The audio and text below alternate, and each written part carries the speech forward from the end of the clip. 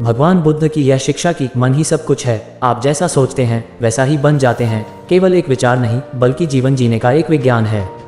इस विचार को गहराई से समझने के लिए महात्मा बुद्ध के जीवन से जुड़ी यह छोटी सी कहानी बहुत प्रसिद्ध है। एक भिक्षु और क्रोध का बीज। एक बार महात्मा बुद्ध अपने शिष्यों के साथ एक सभा में बैठे थे। तभी वहां एक व्यक्ति आया जो बुद्ध की शिक्षाओं और उनकी बढ़ती ख्याति से बहुत ईर्ष्या करता था।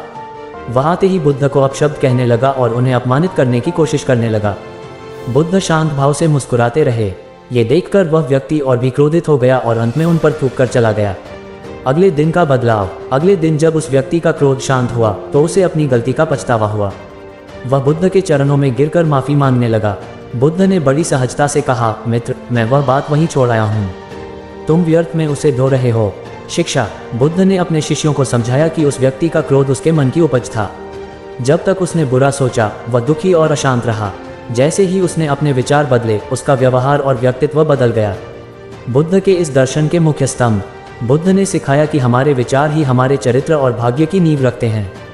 दृष्टिकोण ही वास्तविकता है। अगर आप नकारात्मक सोचते हैं तो आपको हर अवसर में समस्या दिखेगी।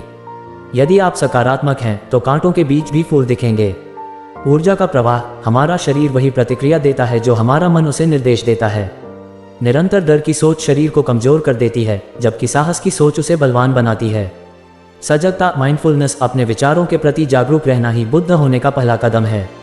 इस विचार को जीवन में कैसे उतारें? निगरानी करें। दिन भर में आने वाले विचारों पर ध्यान दें। क्या वे रचनात्मक हैं या विनाशकारी? प्रतिस्थापन, रिप्लेसमेंट। जब भी मन में कोई ईर्ष्या या क्रोध का विचार आए उसे करुणा या प्रेम के विचार से बदलने की कोशिश करें।